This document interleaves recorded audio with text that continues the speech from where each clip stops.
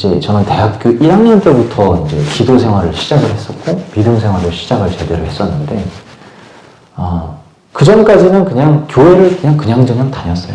그냥 뭐 맨날 뭐, 아빠가 목사님이니까 어쩔 수 없이 교회 예배당 앉아서 그냥 말씀 뭐 들리지도 않는 거 그냥 들으면서 축도가 언제쯤 나오려나 하고, 축도 딱 나오는 순간 목회자 자녀임에도 후딱 집에 가버렸어요. 그냥 끝났다 이러고 그냥 가가지고 바로 그냥 집에 가서 컴퓨터 켜고 막 게임하고 막 그랬었거든요.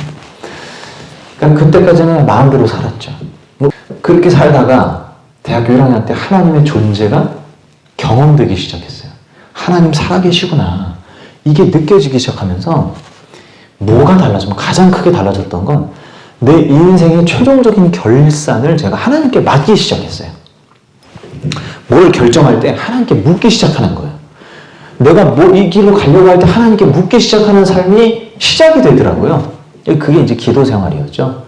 결국엔 하나님이 살아계시고 내 삶에 영향력을 행사하기 시작하니까 이제는 하나님 뜻을 묻지 않을 수가 없는 거예요. 당연한 귀결이에요. 그래서 하나님과 늘 기도하면서 주님 저 이거 하려고 하는데 괜찮겠습니까? 하나님 저 이런 생각 드는데 이게 맞습니까? 하면서 늘 최종적인 결산을 하나님한테 맡았었어요.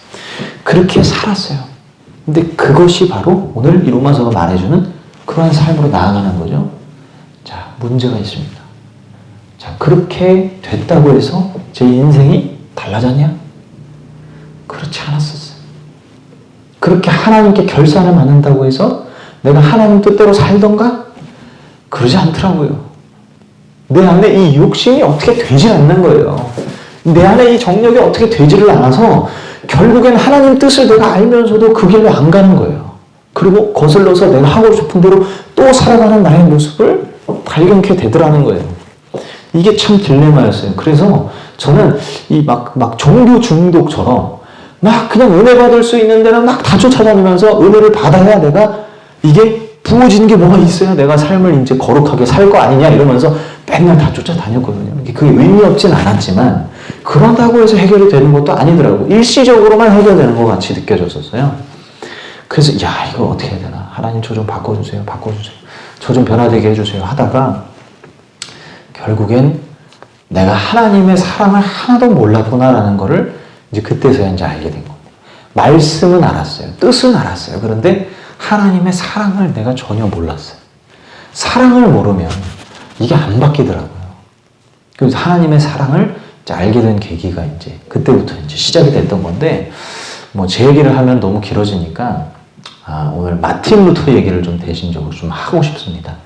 종교개혁자 마틴 루터가 얼마나 이 로마서 1장의 말씀처럼 하나님을 두려워했는지 몰라요. 하나님을 너무나 진하게 경험한 사람이니까 하나님의 심판이 무서웠어요. 마틴 루터. 오죽하면 마틴 루터 맨날 회개했잖아요. 근데 그때 뭐 가톨릭 사제 앞에 가가지고 회개를 해야 되지 않았습니까? 그러면 고해 성사를 맨날 하는데 이 가톨릭 사제가 마틴 루터한테 고만 좀 오라고 할 정도였어요. 왜? 회개하고 이제 고해 성사하고 용서 받았어. 그런데 갔는데 막 10분 있다 또 오는 거예요. 그리고 또 용서를 가는 1시간 있다 또 오는 거예요. 왜 이게 자주 오냐 이거예요. 마틴 루터는 이 죄 문제가 해결이 안 되니까 이 너무 괴로워가지고 하나님의 그래서 막 가끔 막 길을 지나가다가 갑자기 벼락이 떨어지면 천둥 소리가 들리면 이거 나를 죽이려고 하는 하나님의 어떤 그런 심판으로 이게 보이는 거예요. 그래서 이게 너무 무서워서 막 한동안 막 그냥 어디 움직이지 못하고 두려워했던 루터의 어떤 기록들이 있거든요. 그 정도로 루터가 하나님을 두려워하고 의식하며 살았었어요. 자기의 모든 일거수일투족을 다 보시는 하나님으로 믿으며 살았었어요.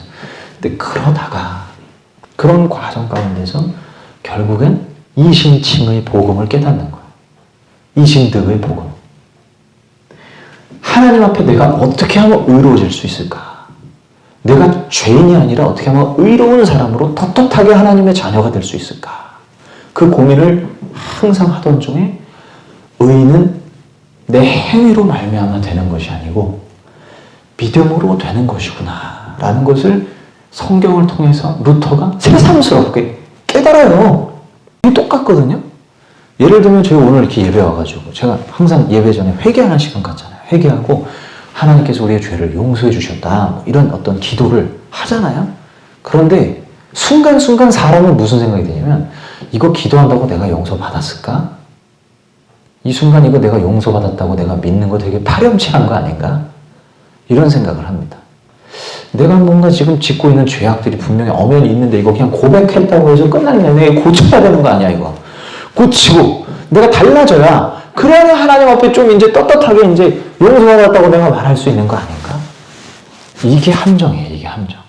사람은 본성적으로 자꾸 그렇게 하나님이랑 뭔가 거래하려고 한단 말이에요. 내가 그런 그 자격을 갖춰야 된다고 생각을 해요. 근데 그게 아니에요. 자격을 갖춰야 된다고 생각하면 할수록 사람은 수렁에 빠져요. 못해요.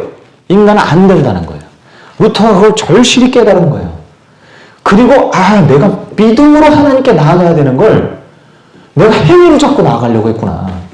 이걸 알게 된 거예요. 그럼 뭘 믿냐? 그럼 뭘 믿음으로 나아가냐? 예수 그리스도? 십자가에서 나를 위해 돌아가신 예수 그리스도를 믿는 거예요. 그걸 전실히 전 마음으로 전부로 믿는 거예요. 그 믿음으로 내가 나아갈 때 내가 의롭다함을 얻을 수가 있는 거구나. 이거를 루터가 깨닫게 되고 무릎을 치면서 이게 신앙생활이구나. 이게 하나님을 믿는 거였구나. 지금까지 나는 죄로 완전히 갇혀서 속박되어서 고통스럽게 살아왔는데 이 예수를 믿고 나니까 모든 게 자유구나. 모든 게 허상이었던 거구나. 내가 다 풀려날 수 있는 길이 바로 예수 믿는 길에 있었던 거구나 라는 걸 그 루터가 깨달은 거죠. 예수 그리스도께서 우리의 죄악을 전부 다 도말하시고 그 심판을 전부 담당하셨다는 사실을 우리가 날마다 믿음으로 바라봐야 돼요. 오늘 이 예배도 동일하게 예수 그리스도가 나의 구원자이시다. 예수님이 십자가에서 나를 위해서 모든 피와 물을 쏟으시며 내 모든 생명을 건져내 주셨다. 나의 모든 더러운 것들을 씻어내 주셨다라는 것을 우리가 믿음으로 바라봐야 돼요. 다른 것으로 보는 게 아니라 믿음으로 봐야 그게 보입니다. 그것을 저는 그냥 지식으로만 알았었어요. 지식으로만 알고 있을 때는 이게 와닿지가 않아요. 그런데 죄 때문에 씨름하기 시작하면, 죄로 인해 고통받고 이거 하나님의 심판이 두려워지기 시작하면 그때는 그것이 전제된 예수를 믿는 믿음이면 그때는 다르게 본단 말이에요. 이게 심판을 하나님께서 뛰어넘게 하시도록, 심판을 유언하게 하시도록, 심판에 해당되지 않도록 예수 그리스도 안에서 내 모든 죄악을 다 깨끗하게 없애셨구나라는 것이 믿어지게 되어지는 순간, 하나님이 그 결정을 하셨다고 하는 것이 예수 안에서 보여지게 되는 순간 나는 모든 죄악에서 해방될 수 있고 나는 비로소 하나님께 감사하게 되어지는 거예요. 하나님께 감사, 영광을 돌릴 수 있게 되어지는 거예요. 그 예수께만 온전히 답이 있는 거예요. 내 인생이 뭔가, 신앙생활이 뭔가 해결이 안 되고 답답한 뭔가 있을 때는 늘 예수 그리스도가 답인 거예요.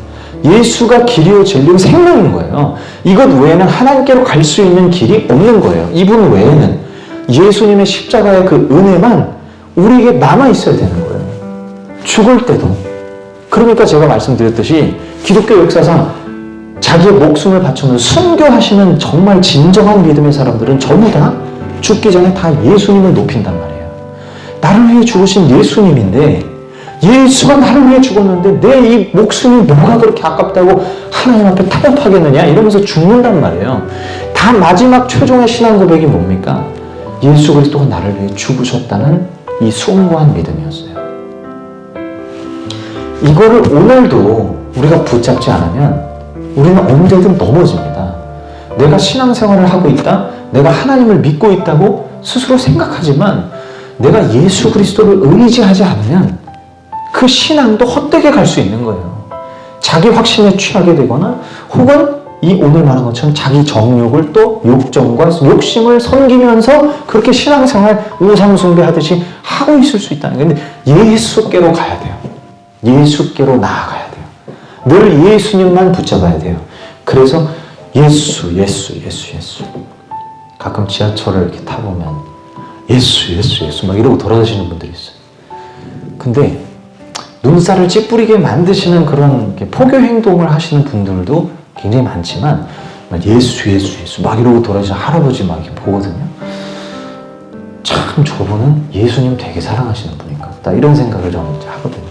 항상 예수, 예수를 외치고 다닌다는 것 자체가 뭐 하나님, 하나님, 하나님 이러는 게 아니고 예수를 외쳐요. 하나님을 믿는 것도 물론 감사하고 귀한 일이지만 예수를 의지해야 되거든요. 우리 그리스도인들은 예수 그리스도를 믿는 사람들이거든요. 예수 믿는 자들이 돼야 되는 거예요.